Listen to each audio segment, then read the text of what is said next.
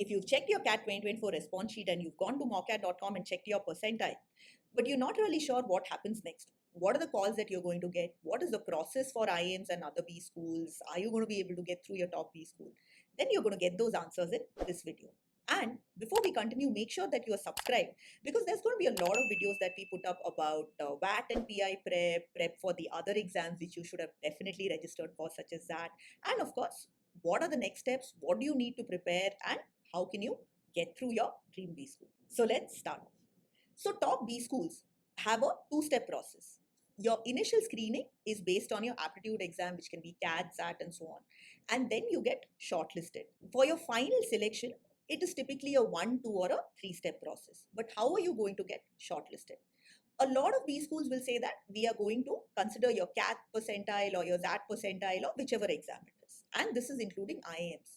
But the top B schools will typically look at multiple parameters. So the top IIMs, for example, will calculate what's called a composite score.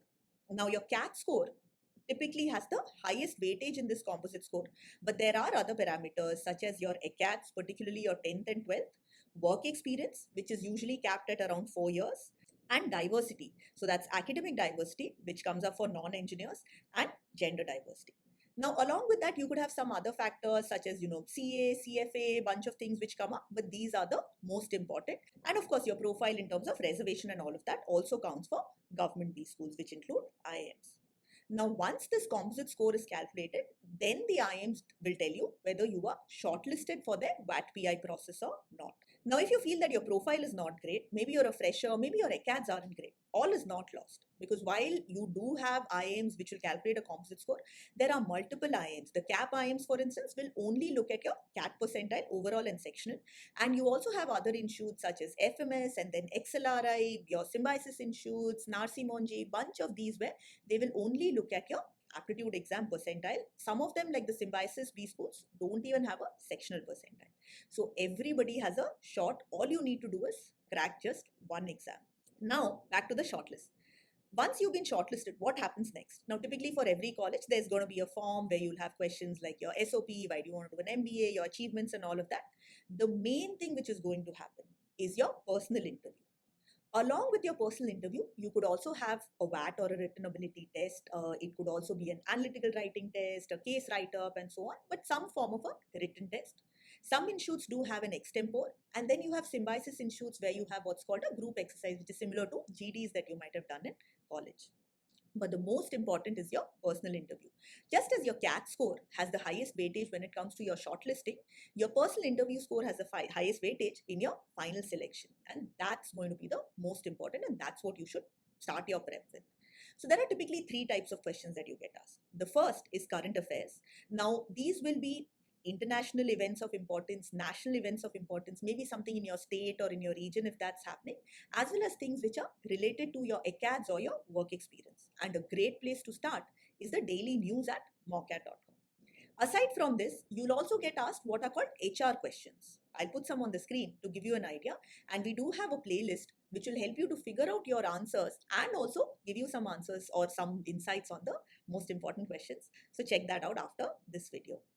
And the last and probably the most important is going to be questions related to your studies or your work. So if you're working, this will be about your work, whatever you've done, your projects, your interactions, including HR stuff like, conflict resolution, dealing with challenges, displaying leadership, and so on. And it could also be current affairs related to your work. So if you're working in the tech domain, for example, they could ask you about AI and stuff like that, right? If you're studying or you've recently graduated, ACADS also come into the picture. A lot of the times they'll ask you some core questions that they feel you should know. But some interviewers are also kind and they'll ask you if you have a preferred or a favorite subject. So make sure that you're choosing 1 or 2 topics and you're preparing them. And don't go for softer areas like, I like communication or something like that. Go for something which is core so that they can genuinely test you. So these are going to be your 3 things. Current affairs, particularly things which are relevant to what you've studied or where you're working. The HR questions for which you have a playlist which I'll put in the description and the first pinned comment. And stuff related to your college or your work.